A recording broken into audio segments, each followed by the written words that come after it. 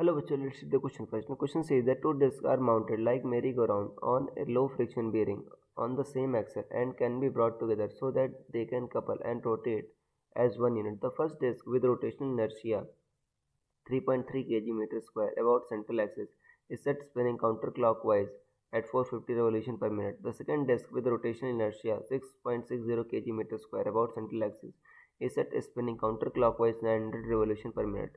They then couple together. What is their angular speed after coupling if instead the second disc is set spinning clockwise at 900 revolution per minute?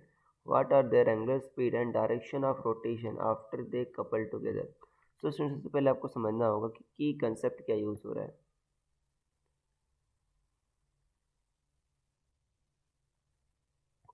की concept is angular momentum conservation. Angular momentum conservation.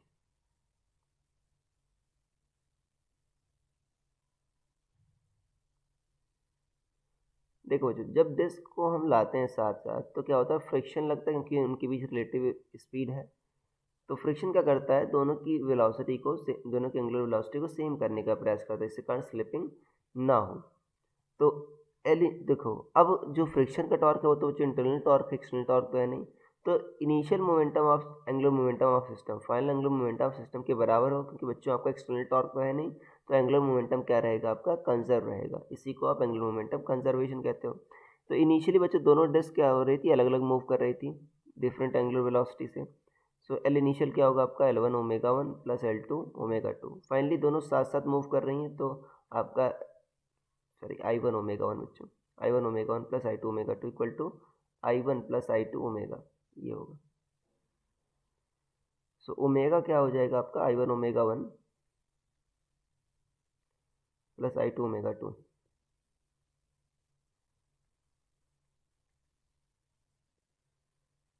Upon I1 plus I2, ये हो जाएगा.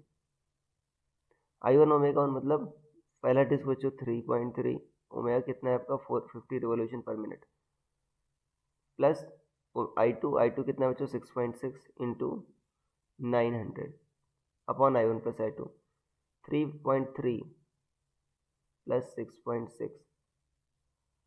तो ये हो जाएगा बच्चों आपका, देखो तो 3.3 इंटू 450, ये आ जाएगा बच्चों 1485 प्लस 6.6 इंटू 900, ये आ जाएगा आपका 5670 अपॉन कितना आ जाएगा आपका 9.9 आ जाएगा.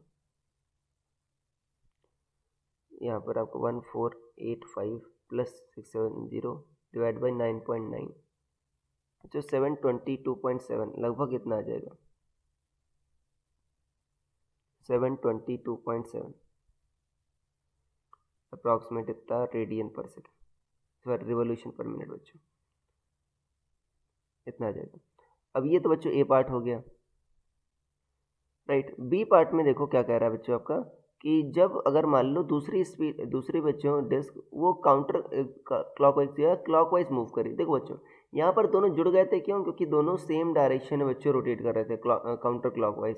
तो अभी क्या होगा, दूसरा वाला बच्चों क्लॉकवाइज रोटेट कर रहा है, मतलब अभी दोनों की डायरेक्शन सेम नहीं, तो घट जाएंगे. और दूसरा वाला डोमिनेट करेगा, मतलब फाइनली बच्चों वो क्लॉकवाइज ही मूव करेंगे, कि दूसरा डोमिनेटिंग आपका क्लॉकवाइज मूव कर रहा है, तो डायरेक्शन तो क्लॉकवाइज हो जाएगी बच्चों, राइट.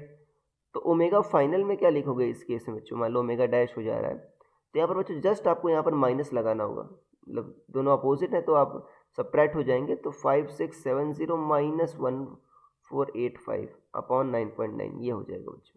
बस इतना सा डिफरेंस आएगा कि दोनों सब्ट्रैक्ट हो जाएंगे. सो 5670 माइनस 1485 डिवाइड बाई 9.9, ये बच्चों आ जाएगा लगभग आपका 422.7 revolution per minute. So this will be the answer. So I hope you understood it well. Best of luck.